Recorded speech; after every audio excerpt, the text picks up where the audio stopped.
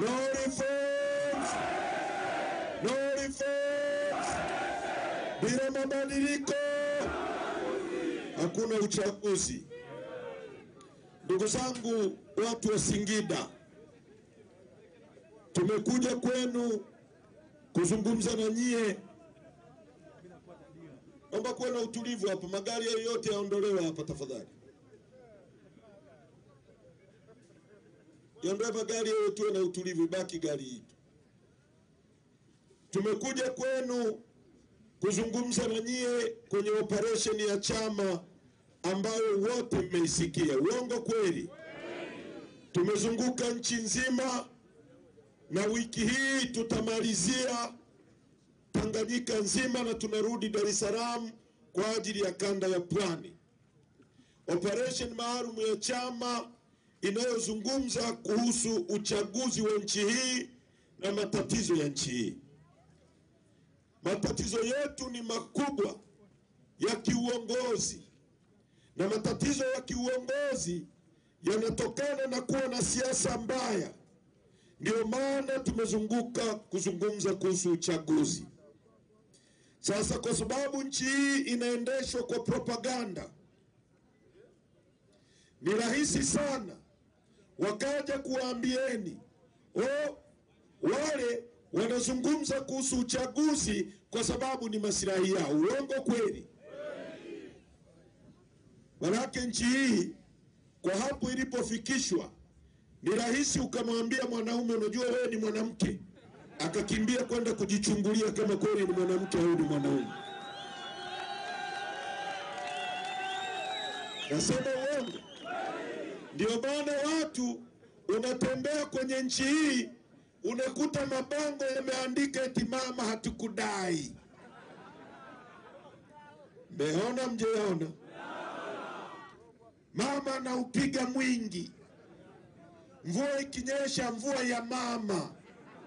Watu wa kikohozi cha mama. Ni mama, mama, mama, mama. Sasa kwa hali ilivyo, watu wetu wanaongozwa kwa propaganda nyingi. Ni rahisi wakaja wakawaambia kwamba uchaguzi hauwahusu nyie, uchaguzi ni kwa ajili ya wanasiasa, na nyie mkaamini. Sasa mimi najua wenzangu wamezungumza, nataka niwaambie ni kwa nini uchaguzi ni kitu kikubwa kwenye maisha yenu ambacho mnapaswa kukipigania hata kutoa uhai wenu. Kenya wanasema siasa mbaya, maisha mbaya. Siasa mbaya, genesis ya vitu vyote kwenye dunia inaanza na uongozi au kuangushwa na uongozi. Ukiwa na familia imara, hiyo familia ina baba wa nyumba imara, ina mama imara. Ukiwa na familia legevu, hiyo familia haina uongozi imara. Ndio maana Mwalimu Nyerere alisema, hili nchi iendelee inahitaji mambo mangapi? Mambo manne. Jambo la kwanza, ili nchi iendelee inahitaji watu. Watu tunao milioni 63. Jambo la pili, inahitaji ardhi. Ardhi tunayo. Jambo la tatu alilosema Mwalimu ambalo tunamisi ni siasa safi na uongozi bora. Mambo mangapi? Kama ni ardhi, nchi yetu imejaliwa ardhi kubwa, kilomita za mraba 945. Ukichukua Kenya, ukichukua Rwanda, ukichukua Burundi, ukichukua Uganda, ukiziunganisha kwa pamoja, zina kilomita za mraba 890. Sisi peke yetu niwaambia ngapi? 945. Na ardhi duniani, ukiona mapinduzi yoyote, ukiona vita yoyote kwenye dunia hii, vita inapigana kwa sababu ya ardhi. Kwa sababu tunapozungumza ardhi, hatuzungumzi huu udongo peke yake, tunazungumza na vyote vilivyomo. Ardhi yetu imebeba nini? Ardhi yetu ndio ardhi pekee duniani, dunia nzima, ambayo ina madini yanaitwa Tanzanite. Hayapatikani kwingine kokote duniani isipokuwa Tanzania. Hiyo ni ardhi. Ardhi yetu ina ziwa lenye upana kuliko yote Afrika, la pili duniani, ziwa Victoria, liko Tanzania. Ardhi yetu ina ziwa lenye kina kirefu kuliko yote Afrika, la pili duniani, ziwa Tanganyika. Ardhi yetu imebeba mlima mrefu kuliko yote Afrika, wa pili duniani, mlima Kilimanjaro. Ardhi yetu ni ya tatu kwa kuwa na dhahabu nyingi kwenye dunia hii. Ukianzia Tarime ni dhahabu, kienda kisogea kidogo Msoma vijijini dhahabu, ukija unaingia Ngudu ni dhahabu, ukienda Bariadi ni dhahabu, ukienda Nzega ni dhahabu, Kahama ni dhahabu, Geita ni dhahabu, njoo Bulyanhulu ni dhahabu, njoo hata kwenu Wanyampaa Singida kuna dhahabu, nenda Chunya, nenda mpaka Ruangwa kwa waziri mkuu. Kila kona ya nchi ni dhahabu. Ni nchi ya tatu kwa kuwa na dhahabu nyingi duniani. Ni nchi ambayo ina madini yenye nickel na cobalt yanayotumika kutengeneza injini za ndege na betri za simu. Sijui hata kama mnajua yanatoka Tanzania, yanatoka Kabanga, Kagera, Tanzania hapa. Ni nchi yenye madini yenye urani, madini ya uranium yanayotumika kutengeneza mabomu ya nuclear, yanatoka Tanzania. Nchi yenye gesi, futi za ujazo trilioni 54.5. Nchi yenye makaa ya mawe, nchi yenye chuma. Ukienda Ludewa, Njombe, Mungu ametuwekea mlima wa chuma ambao tunaweza kutumia kwa miaka 100. Mahali pengine Mungu aliwekea chuma chini ya ardhi wanachimba. Sisi aliweka mlima. Na akatuwekea makaa ya mawe ya kuyeyushia. Na akatuwekea pale Singida, pale Iringa, mchanga wa kusafishia. Akatupa chuma. Kuna nchi ambazo Mungu amezijalia chuma, lakini hajazipa makaa ya mawe. Ndio maana mnaona makaa ya mawe yanauzwa kutoka Tanzania, yanaenda kwenda nchi nyingine kwenda kuyeyusha. Sisi ametupa chuma, akatupa makaa ya mawe, na akatupa mchanga wa kusafishia. Mungu ametupa mlango wa bahari. Bahari yetu ina kilomita 1600 kutoka Mtwara mpaka Tanga, na nautical mile 200 kuingia ndani. Ametupa gesi, futi za ujazo trilioni 54.5. Kwa hiyo tukizungumza kuhusu ardhi, ni ardhi iliyobarikiwa sana. Kwa nini watu wetu ni maskini? Kwa nini watu wetu, kwa nini vijana wetu hawako kazini, hawako kwenye viwanda, hawako kwenye migodi, wanashinda kufanya betting katikati ya utajiri? Bob Marley anasema kwenye wimbo wake wa Rat Race, in abundance of water a fool is thirsty. Katikati ya wingi wa maji ni mjinga anaweza kuwa na kiu. Kwa nini vijana wetu hamna kazi? Kwa nini watu kwenye nchi nzuri hii wanalala njaa? Kwa nini watu wetu ni maskini? Miaka 63 baada ya uhuru. Na wakumbusha alichosema Mwalimu, ili nchi iendelee inahitaji mambo mangapi? Inahitaji watu, inahitaji ardhi, inahitaji siasa safi na uongozi bora. Watu tunao, ardhi tunayo iliyobarikiwa. Tunachokosa ni siasa safi na uongozi bora. Elimu yetu ni aina gani? Steve Biko, mpigania uhuru wa watu weusi Afrika Kusini aliyeuawa wakati wa ukaburu, alianzisha movement inaitwa Black Consciousness, kuamsha watu kutoka usingizini. Moja ya quote yake maarufu anasema,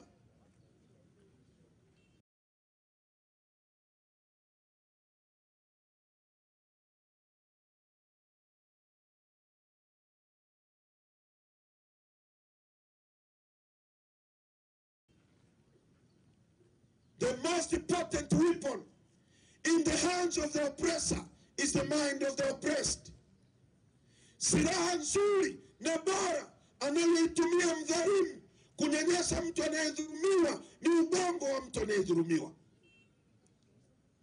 Silaha nzuri wanayotumia CCM kutuibia na kutunyanyasa ni ubongo wetu wananchi, kwa sababu wanakuja hapa jioni kama saizi wanawaimbia sasa kumekucha jioni kama saizi eti ndio kumekucha.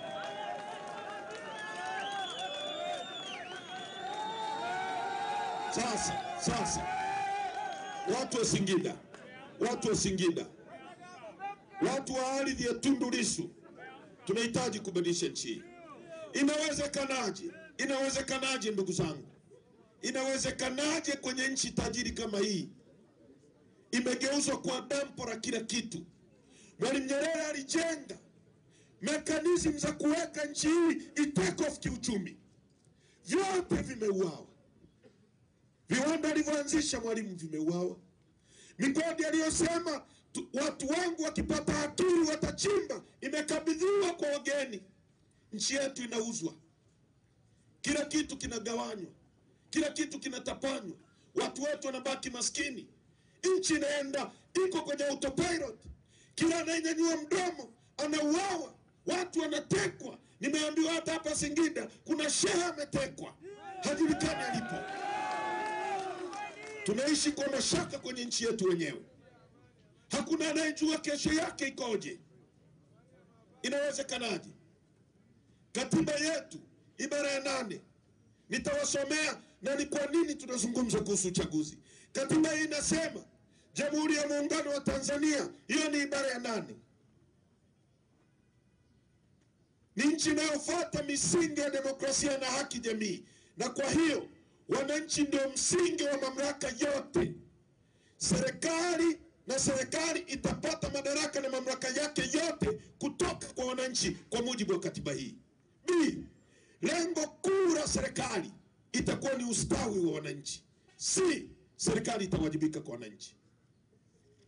Ibara ya 9, lengo kuu la katiba hii ni kuwezesha ujenzi wa Jamhuri ya Muungano na Serikali ya Mapinduzi ya Zanzibar au chochote kati ya vyombo vyake na udugu na amani, kutokana na kufuata siasa ya ujamaa na kujitegemea ambayo inasisitiza utekelezaji wa msingi ya kijamaa kwa kuzingatia mazingira yaliyomo katika Jamhuri ya Muungano.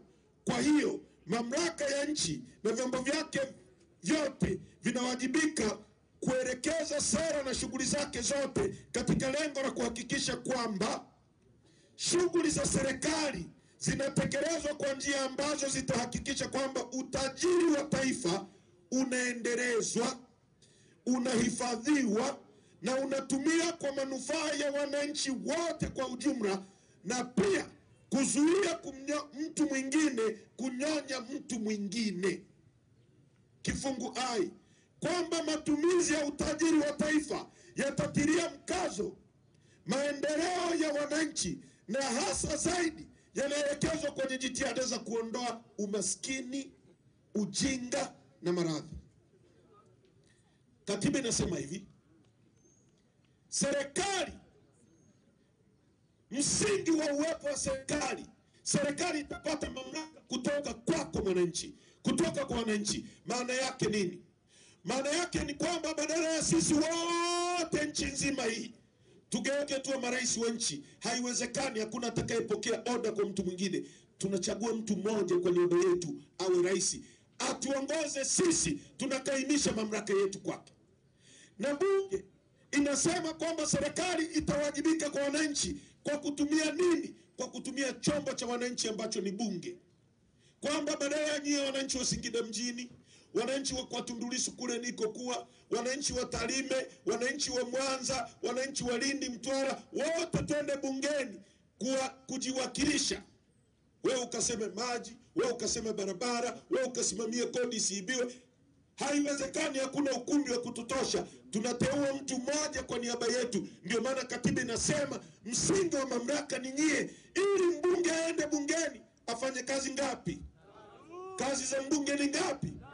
Moja, kutunga sheria kwa ajili ya watu wake. Sheria nzuri, sio sheria mbaya, kwa sababu sio kila sheria ni sheria. Wakoloni walitunga sheria ya kuuza na kununua binadamu, na ulikuwa ukigoma kuuzwa umevunja sheria, unashtakiwa na unashughulikiwa kwa kuvunja sheria, kwa kukataa kuuzwa. Kwa hiyo mbunge mnapomchagua kwa niaba yenu akatunga sheria nzuri. 2, mbunge ni taxpayer representative, ni mwakilishi wa mlipa kodi. Akakuwakilishe. Kukuwakilisha nini? Kuangalia pale kwenye chungu hazina, pesa yako inatoka, wewe ndio mlipa kodi, inatumika vizuri, inaleta maji, inaleta barabara, inakulipa mshahara, inafanya vitu vingine vyote. kukuwakilisha wewe, sio kujiwakilisha yeye na mke wake. 3, kuiwajibisha serikali inapowezekana. Ndio maana wamesema serikali itawajibika kwa wananchi kupitia bunge, kupitia halmashauri. Serikali itawajibika. Serikali ikifanya makosa, wabunge wana uwezo wa kupiga vote of no confidence, kura ya kutokuwa na imani na serikali, na rais akaondoka madarakani na waziri mkuu akaondoka madarakani. Leo nikiwauliza, wabunge hao wapo kwa ajili yenu? Serikali ipo kwa ajili yenu? Inafuata katiba inavyosema? Katiba yetu inasema utajiri wa nchi hii utatumika kwa ajili ya kuendeleza watu, kwa ajili ya kuondoa maskini wenu, kwa ajili ya kuondoa ujinga wenu, kwa ajili ya kuondoa maradhi kwenu. Ndivyo inavyofanyika. Sikiliza watu wa Singida, leo vijana wetu hawana ajira. Uongo kweli? Hakuna ajira kwenye nchi hii, na serikali inasema tatizo la ajira ni tatizo la kidunia. Si ndio wanavyosema? Sio kweli, sio kweli. Mwalimu Nyerere aliacha viwanda, na nitawatajia kwa uchache. Wazee wangu wako hapa wanajua. Kiwandani ndiko anakoajiriwa mtu mwenye elimu ya juu na yule asiyekuwa na elimu kabisa. Kiwandani anaweza kuajiriwa engineer. Kiwandani ataajiriwa mtu wa mahesabu, ataajiriwa mtu wa ajira, lakini kiwandani atakuwepo na mama ntilie anayewauzia wafanyakazi wa kiwanda chakula pale. Kiwandani atakuwa mtu anayebeba mizigo. Kiwandani atakuwepo dereva wa lori. Kiwandani atakuwepo na tarishi wa kawaida wa kuandika. Viwanda alivyoviacha Mwalimu Nyerere, jirani zenu Arusha hapa kulikuwa na kiwanda cha General Tyres. Uongo kweli? Kinatengeneza tairi Tanzania. Uongo kweli? Mwalimu aliacha viwanda vya nguo, Matex, Mutex, Da Textile, Sungura Textile. Mwalimu aliacha viwanda vya magodoro Dodoma. Mwalimu aliacha viwanda vya viberiti Kibo Matches. Mwalimu aliacha viwanda vya chuma. Ukienda Morogoro kulikuwa na viwanda vya magunia. Vyote vimeuawa. Vyote vimeuawa. Maana yake nini? Watu wa Singida, maana yake nini? Maana yake nini kwenye maisha yako? Sikiliza. Pale Arusha kulikuwa na kiwanda cha General Tyres. Mimi nimekuwa babangu ananunua tairi za General Tyres. Maana yake nini? Maana yake pasi ikitoka Tarime inaingia kwenye kiwanda. Wewe ungeweza kutoka hapo kaenda kuomba kazi General Tyres Arusha. Uongo kweli? Ukapata kazi General Tyres. Ukipata kazi pale, ukilipwa mshahara, unakuja kujenga hapa Singida, unamwajiri yule kijana fundi. Yule kijana akipata hela ananunua mboga kwa huyu mama. Huyu mama akipata hela anamwagiza bodaboda amletee mboga. Bodaboda akipata hela anakunywa mafuta kwenye kituo cha mafuta. Yule mwenye kituo cha mafuta anamwajiri mlinzi. Mlinzi ananunua kitanda kwako. Wewe ukipata hela unakunywa chai kwenye mgahawa. Pesa inazunguka. Leo viwanda vimeuawa. Tuna bodaboda kila kitongoji nchi hii. Kuanzia kwetu nilikozaliwa Kitagasembe mpaka Mtwara Lindi, kila kitongoji kuna bodaboda. Hakuna hata kiwanda cha kutengeneza tairi ya bodaboda. Pesa inatoka Iguguno Singida, inatoka Makiungu Singida, inakwenda China kuagiza tairi za bodaboda. Mnapataje ajira? Ina maana ajira yenu inasafirishwa kutoka hapa inapelekwa China. Leo kiwanda kingekuwa Singida cha tairi za bodaboda, pesa ikitoka Iguguno inakuja Singida inakuajiri wewe. Pesa ikitoka kule, yule mtu analala kwenye nyumba ya mtu hapa, pesa inazunguka. Leo inatoka hapa inaenda China. Tuna viongozi wenye akili hapa? Sio hata kama mnaelewa ninachokisema nyie. Leo nchi, leo hatuna hata kiwanda cha kiberiti. Viberiti tunaagiza kutoka Kenya, Kasuku. Mwalimu aliacha kiwanda cha Kibo Matches. Kwa hiyo kiberiti kikiisha Singida, pesa inatoka Singida inakwenda kuagiza kiberiti cha Kasuku Kenya. Toothpick. Asante sana. Thank you very much. Toothpick tunaagiza China. Misitu iko hapa. Nchi hii vijana wetu wana ajira. Watu wa Singida, nyie mkoa wenu una kilomita za mraba 41,980. Ni mkoa mkubwa kuliko nchi ya Uholanzi. Nchi ya Uholanzi na kilomita za mraba 41,600. Nyie ni wakubwa kuliko nchi ya Uholanzi. Nyie ni wakubwa kuliko nchi ya Rwanda. Rwanda ina kilomita za mraba 26,000. Inaingia Singida mara 1.5. Na ardhi ambayo ina watu milioni 3 tu Nchi ya Rwanda yenye kilomita 26,000 ina watu milioni 13. Nyie Singida kwa sensa iliyopita mko milioni 3 tu. Hamna. Singida inafahamika kwa kulima sunflower. Sunflower tunahitaji. Alizeti.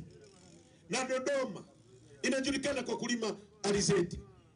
Serikali hii kwa mwaka jana, ukisoma takwimu za serikali, tumeagiza mafuta ya kura nje ya nchi yenye kilomita za mraba 945, tumeagiza mafuta ya bilioni 260. Bilioni, si kama mnaelewa, bilioni moja ni milioni 1,000. Yaani bilioni moja ukichukua vijana 1,000 na kila kijana ukampa milioni ndio bilioni moja. Yaani tumeagiza mafuta ya bilioni 260 kutoka nje ya nchi. Tungekuwa na serikali inayojielewa ingefanya nini? Ingewanunulia nyie matrekta, ikawapa mashamba, ardhi ipo, ikawatengenezea kiwanda cha kuuza sunflower. Wewe ungezalisha sunflower, usingekuwa unafanya betting, ungekuwa shambani na trekta, kwa sababu una uhakika kuna soko. Ukizalisha sunflower yako unauza hapa. Hizo pesa tulizotumia kuagiza mafuta nje zingeingia kwenye mifuko yenu. Wewe ungenunua lori, yule angejenga nyumba. Ukijenga nyumba unajenga uchumi wa nchi yetu, kwa sababu ungemwajiri fundi, ungemwajiri kibarua, ungenunua simenti kwa mtu anayeuza simenti, yule angelipa kodi serikalini. Serikali ingepata pesa zaidi, ingeajiri walimu zaidi. Lakini inatoa hapa mafuta ya kula tunaagiza kutoka nje. Nchi gani hii? Alafu wanawaambia nyie tatizo la ajira ni tatizo la kidunia. Sio tatizo la kidunia, ni tatizo linalotengenezwa na viongozi wajinga wasiokuwa na ubunifu, wasiokuwa na uwezo. Sikilizeni, si kuna dhahabu hapa Singida? Inachimbwa na kina nani? Kienda kule kwetu inachimbwa na Wachina, ndio wako kwenye migodi. Wachina waingii kwenye mashimo, wanaoingia ni vijana weusi wa Kitanzania. Uongo kweli? Wachina wao wanasubiri end product imeshatolewa, wanachukua wanaenda kuuza. Serikali imefanya matumizi kwa mujibu wa ripoti ya CAG mwaka jana. Controller and Auditor General, mkaguzi na mdhibiti mkuu wa hesabu za serikali, anasema serikali imefanya matumizi yasiyokuwa na tija ya bilioni 571. Matumizi yasiyokuwa na tija maana yake nini? Yaani CAG ametumia tafsida. Badala ya kusema naenda Msarani, badala ya kusema naenda wapi, ukasema naenda Msarani, sio? Unasema naenda Msarani badala ya kusema naenda wapi? Sasa mkaguzi na mdhibiti mkuu ametumia tafsida kuficha ukali wa maneno. Angeweza kusema serikali imefanya matumizi ya kijinga au ya kipuuzi, milioni 571. Ndio hizo tunasikia mara goli la mama, sui kidogo cha mama, sui vichekesho vya mama, kila kitu. Hizo fedha. Nyie watu mna dhahabu.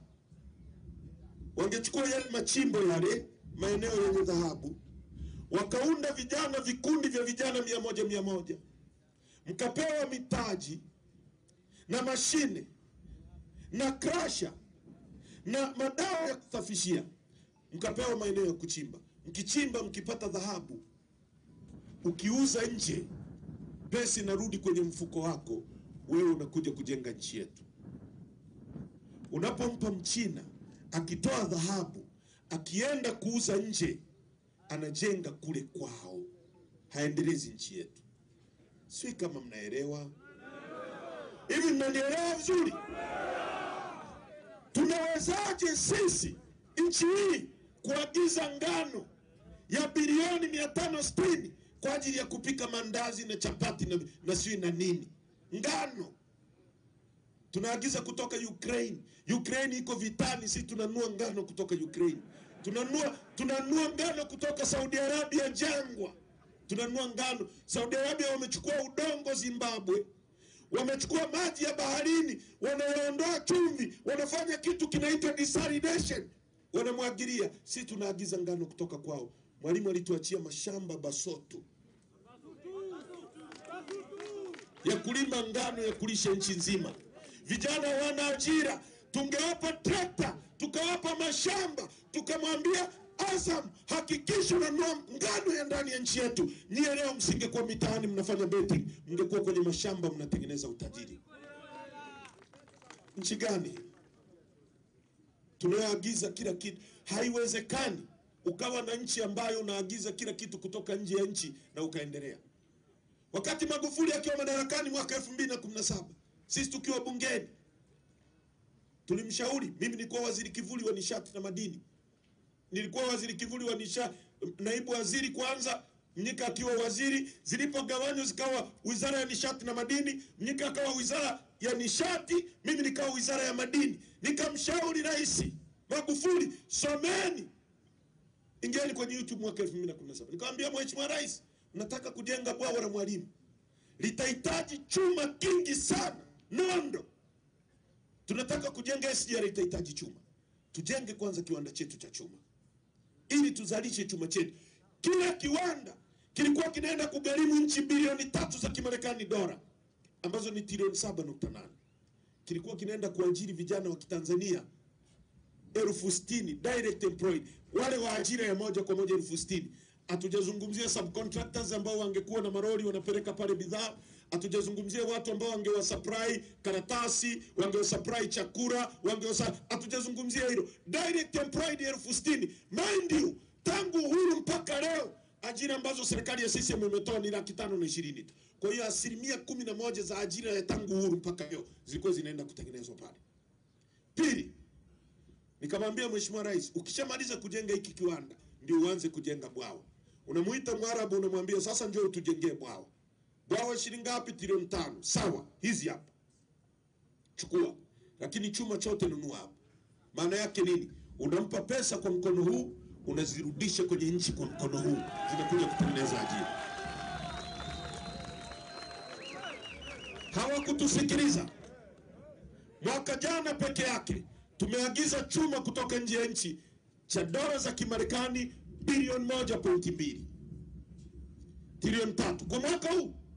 Mwaka juzi hivyo hivyo, miaka mitatu tumeagiza chuma cha trilioni 10, wakati tungejenga kiwanda chetu cha trilioni 7.8, tuchimbe miaka 100, tuwauzie Kenya, tuwauzie Kongo, tuwauzie nini. Nchi iwe na hela nyingi, kila mtu akae vizuri.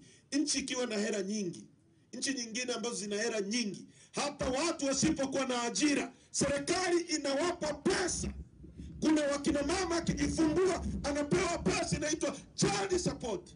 Ndio maana nchi kama Uingereza, nchi vidogo, watu wasiokuwa na ajira, serikali inawapa nusu ya mshahara ya mtu aliyeko madarakani, aliyeko kwenye ajira, kwa sababu serikali ina liquidity. Leo tukakataa, tunachukua pesa za ndani ya nchi, tunaagiza chuma kutoka nje. Unaendeleaje? Unaendeleaje? Mwalimu Nyerere alijenga viwanda vya kutengeneza nguo, jewelries za kuchambua pamba. Leo Wasukuma na pamba kule mwa Shinyanga, Geita, Simiyu, wanauza pamba yao shilingi 1,150 kwa kilo. 1,150 inaenda nje. India wanaenda wanaifanyia chini, wanaichambua, wanaifunga kwenye karatasi. Wewe nimalizie na hii. Wanaifunga kwenye karatasi, inarudi ile pamba tuliyouza 1,150 kwa kilo, tunainunua kwenye mahospitali shilingi 25,000 kwa gramu 250.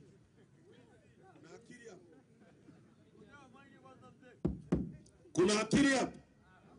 Kuna akili hapo? Ajira mnatengenezwaje? Kwa ndugu zangu wa Singida, umaskini wetu ni wa kutengeneza. Mungu ametupa kila kitu, lakini sisi ni maskini. Hata vile alivyotupa tunagawia wageni, sisi tunabaki hapa tukiwa maskini. Uwanja wa ndege wa Kia aliujenga Mwalimu Nyerere.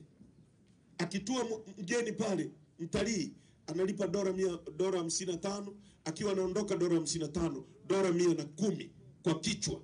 Wanatua watalii pale milioni 1.5 kwa mwaka.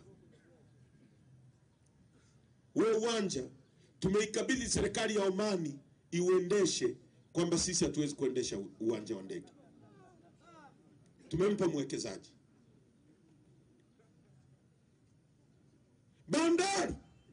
Bandari ni mlango wa fedha. Mungu alitupa bandari. Bahari yetu ina kilomita 1600 kutoka Mtwara mpaka Tanga, na noti maili 200 kuingia ndani. Kagame alisema akipewa bandari ya Dar es Salaam peke yake atalishe nchi za Afrika Mashariki na Kati. Alafu Mungu alivyotupendelea akatupa nchi 6 landlocked. Nikisema landlocked ambazo zina mlango wa bahari: Zambia, Kongo, Malawi, Rwanda, Burundi, Uganda. Ili mtu aendeshe gari Rwanda, ili grade ilime barabara Kongo, ili Kongo wasafirishe mizigo yao kwenda nje ya nchi, lazima ipite kwenye maji yetu. Huwezi kurusha grada, huwezi kuipakia na ndege, huwezi kuruka angani, inapita kwenye maji. Wazungu walianza kujenga ile bandari, wakaiacha. Mwalimu akaja akaiendeleza, Mwinyi akaja akaiendeleza, Mkapa akaiendeleza, Kikwete akaiendeleza, Magufuli aliendeleza vizuri zaidi. Yeye mnajua tulivyokuwa na ugomvi na Magufuli. He was a dictator. Tuligombana naye. Lakini alipanua ile bandari kuanzia gati namba 0 mpaka gati 8, akanunua mashine mpya za 0 hour akaweka pale ili iweze kukompiti, ishinde bandari ya Beira na Msumbiji na ya Mombasa, ili mizigo mingi ipite hapa. Rwanda wakipitisha hapa magari, si mnaziona zinapita hapo Haiti, pesa imeingia.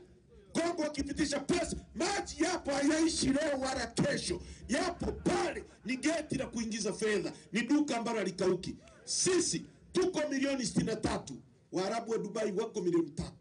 Dubai mwaka 61 walikuwa watu 70,000, leo wako milioni 3, kama watu wa mkoa wa Singida mzima wako milioni 3. Sisi tuko 63.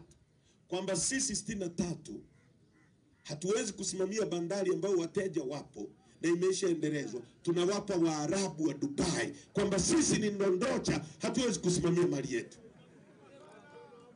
Tuna uongozi hapa. Tukisema hivi tunakosea nini?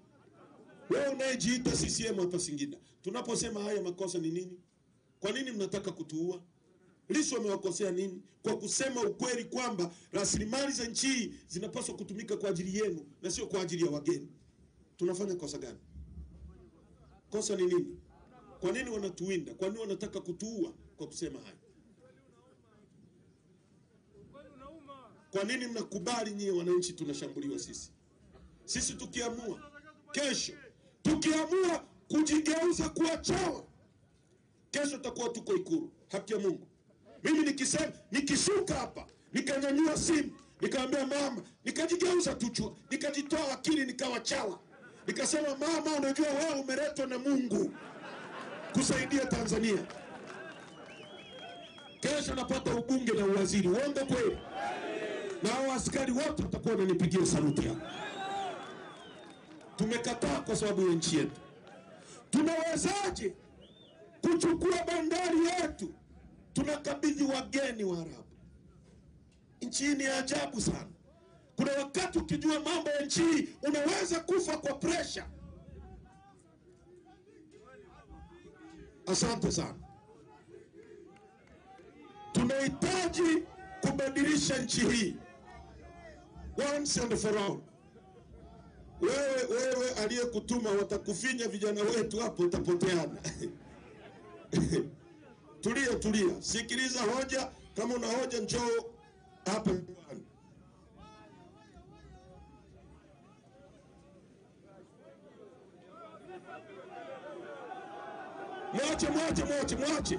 Mwache. Tulia.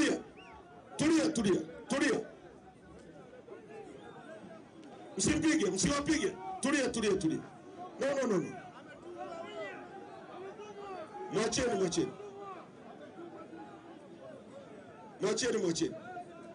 Haya.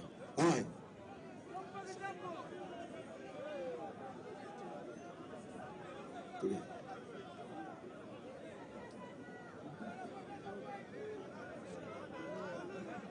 Haya, people.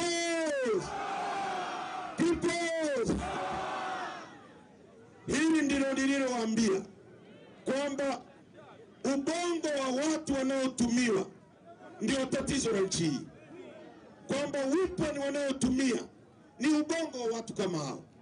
Unafikiri huyu kijana angekuwa na kazi ya kufanya, angekuja kuriski maisha yake kwenye umati kama huu? Sasa anaweza kuumizwa na watu kwa sababu ya shilingi 10,000. Wewe msikubaliane, tulieni kwenye mkutano. Kwa hiyo tunahitaji kubadilisha nchi, ndugu zangu. Hatuwezi kuendelea, na ukitaka kujua hii operation imewashika, ndio vitu kama hivi. Operation ya no reforms, no election imekuwa very successful, ndio maana wana panic, hawana uwezo wa kujibu. Matokeo yake ni kuandaa vigenge kama hivi ambavyo wanaweza kuuawa kwenye mkutano wa watu wengi kama hapa. Uongo kweli? Na wao wakija kwenye mkutano kama hapa hawawezi hata kupata watu. Lazima watu watolewe Iguguno, si watolewe wapi, watolewe ndio waletu kwenye mkutano kama huu. Hadi wanafunzi ndio wanakuja kwenye mkutano. Kwa hiyo ndugu zangu wa Singida, tuungane tubadilishe hali hii. Hata huyo kijana ni wa kumhurumia. Uongo kweli? Kwa sababu amepigika, anapigania tumbo chakula cha siku moja. Sisi tunaona mbele zaidi, tunataka tumpiganie yeye apate ajira ya kufanya. Akiwa kwenye kiwanda hawezi kutumwa kuja kufanya haya, atakuwa kwenye kazi yake na anaingiza kipato. Uongo kweli? Akiwa kwenye mgodi atakuwa anafanya mfukoni, hata kubali kutumiwa namna hii. Ndio maana tunasema hatutakubali kwenda kwenye uchaguzi wa watu wajinga kama hao ambao wanatumiwa namna hii. Lazima kwanza tubadilishe hali hii, tuingie kwenye mabadiliko kwanza ya sheria ili uwanja ulingane. Haiwezekani mechi ya Simba na Yanga inachezwa alafu refari anakuwa Haji Manara. Haitawezekana hiyo mechi. Uongo kweli? Au mechi inachezwa Simba na Yanga alafu mshika kibendera anakuwa Ahmed Ali. Itawezekana hiyo mechi? Itawezekana? Watu wa Yanga, Ahmed Ali akishika kibendera mkakubali, mjue offside zote zitakuwa magoli. Uongo kweli? Na Haji akiwa anapuliza filimbi, ikichezwa faulu hata katikati ya uwanja, yeye anapeleka kwenye kituta. Uongo kweli? Sasa CCM Lissu anachowaomba na sisi tunachowaomba ni kwamba sheria ibadilike, uwanja ulingane, mechi ichezwe kwenye uwanja sawa, na refari ambaye hapendelei. Lissu asimame hapa, huyu mama anayesema wanamtiki asimame hapa, ipigwe dakika 90, wananchi wenyewe muamue nani atakuwa rais wetu. Singida, nyie mnasemaje? Nyie mnasemaje?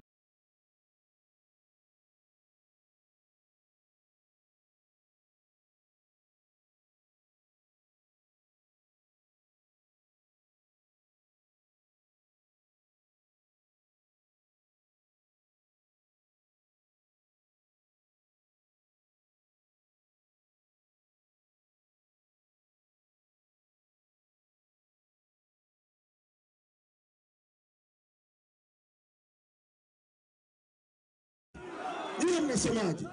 Wangapi mnaunga mkono operation ya chama chetu ya no reforms no election? Nyosha mkono tu. Nyosha mkono tu. Nikisema no reforms, sauti gani hiyo bana? Singida no reforms. No reforms. Ndio msimamo wa nchi huo. Ndicho tunachohitaji, kwamba uwanja ulingane, tucheze mechi ambayo haina upendeleo. Haiwezekani mtu ambaye mabango yake yamebandikwa nchi nzima, tunapomwambia twende kwenye mechi inayolingana anaogopa, anaanza kutumia vikundi, wanamkamata Lissu. Yeye alikuja na 4R. 4R maana yake nini? Moja ilikuwa ni resilience. Resilience Kiingereza, kwa Kiswahili maana yake nini? Uvumilivu na ustahimilivu ili akosolewe. Reconciliation, kutibu majeraha. Watu waliopigwa risasi, watu waliotekwa, watu walioumizwa, awatibu majeraha. Reforms, kubadilisha sheria ili tufanye utaratibu mpya, na rebuild, kujenga upya. Leo reconciliation iko wapi? Watu wanatekwa kila kona. Uongo kweli? Mtu mmoja Binadamu mmoja akipotea, madhara yake ni makubwa mno. Binadamu halinganishwi na kitu chochote, kwa sababu binadamu, kila unachoona duniani kimeundwa kwa sababu ya kufanya maisha ya binadamu yawe rahisi zaidi. Gari imeundwa kwa ajili ya binadamu, sio wewe kwa ajili ya gari. Nyumba ikijengwa ni kwa ajili ya kukufanya wewe binadamu usinyeshe mvua, usipigwe baridi. Kwa hiyo kila kitu duniani ni kwa ajili ya kufanya maisha yetu yawe rahisi zaidi. Tunaelewana ndugu zangu? Leo anapotekwa huyu shehe, unajuaje kama huyu shehe angezaa mtoto, alafu huyo mtoto ndiye akavumbua dawa ya ukimwi ikaokoa dunia nzima? Unajuaje? Mtu mmoja ndiye aliyeunda ndege, mtu mmoja ndiye aliyeunda gari. Unajuaje kama mtoto wa Mdude Nyagali angeweza kuunda, akazaliwa, akatengeneza dawa ya kansa ikaokoa dunia nzima hii? Unajuaje? Au angeweza kuzaliwa akaunda, akatengeneza dawa ya ukimwi nikasaidia dunia? Anapotea mtu wa kwanza, wa pili, wa tatu, wa nne, mamia ya watu wamepotea. Rais ambaye ni amiri jeshi mkuu, wajibu wake namba moja ni usalama wa watu, hasemi chochote. Gwajima anasema watu wanatekwa, anafungiwa kanisa. Kosa lake nini? Kosa lake nini? Kwani kazi ya makanisa ni nini? Si ni kupinga dhambi? Kuteka watu sio dhambi? Ni dhambi. Kuua watu ni kitu cha halali? Kosa ni nini ya Gwajima? Tusikubaliane na hali hii. Lazima tubadilishe nchi hii, tuirudishe kwenye mikono ya wananchi, tuwatengenezeeni ajira, tufufue viwanda, tubadilishe nchi hii. Nchi ya upendeleo, wazee wetu wanateseka nchi hii, na ndio maana Chadema tumesema tukishika mamlaka ya nchi hii, hawa watumishi wa serikali hao wakitimiza miaka 60 wanastaafu. Uongo kweli? Japo mishahara yao kidogo. Walimu wakitimiza 60 anastaafu, askari akitimiza 60 anastaafu. Hata mimi nilipokuwa mbunge baada ya miaka 5 nilistaafu, nilipewa pension. Uongo kweli? Kwa nini? Kwa sababu umelitumikia taifa, ndio maana hao wanalipwa. Lakini kwani watumishi wa serikali tu ndio wanatumikia taifa? Fundi anayejenga nyumba ambayo Ikulu ambayo rais anaishi anafanya nini kama sio kujenga nchi? Mkulima anayelima chakula ili askari wale na walimu wale na rais wale, huyo anafanya nini kama alitumiki taifa? Anajenga nchi. Bodaboda anayetuendesha, mchoma mkaa anayetuchomea mkaa, naye anajenga taifa. Ndio maana Chadema tumesema tutaanzisha universal pension kwa kila atakayetimiza miaka 60 atalipwa pension na serikali, kwa sababu kila mmoja anatumikia taifa kwa njia yake. Dereva wa lori anatumikia taifa, fundi ujenzi anatumikia taifa. Kila mtu anachofanya kwenye nchi hii ni kwa ajili ya kujenga nchi hii. Tunahitaji mtuunge mkono. Tungeni mkono tubadilishe nchi hii. Tungeni mkono, tuombeeni, tupiganieni, tubadilishe nchi hii. Wamefunga ruzuku ili elimu hii isiende kwa umma. Walimkamata Lissu wakafikiri tutakaa ndani. Mimi na Mnyika tumekataa kukaa ndani na chama chetu kimekataa kukaa ndani. Walipoona tukae ndani, wamefuta ruzuku. Leo wanatishia kufuta chama. Na kwingine kote tulikoenda, watu wamesema watatuchangia ili elimu hii iende mbele. Nyie Singida mnasemaje? Nyie mnasemaje? Na kuna form za petition hizi hapa, kila mtu asaini. Tunahitaji saini milioni 1 na milioni 15 tuzipeleke Umoja wa Mataifa kwamba Watanzania wanapinga wizi wa uchaguzi, na majina yao haya hapa na fomu hizi hapa. Tuchangieni ili tusukume kazi iende mbele, ili tuwaambie hao watu hamna uwezo wa kuzuia hii kazi kwenda mbele. Mnasemaje Singida? Haya, DJ piga One Love.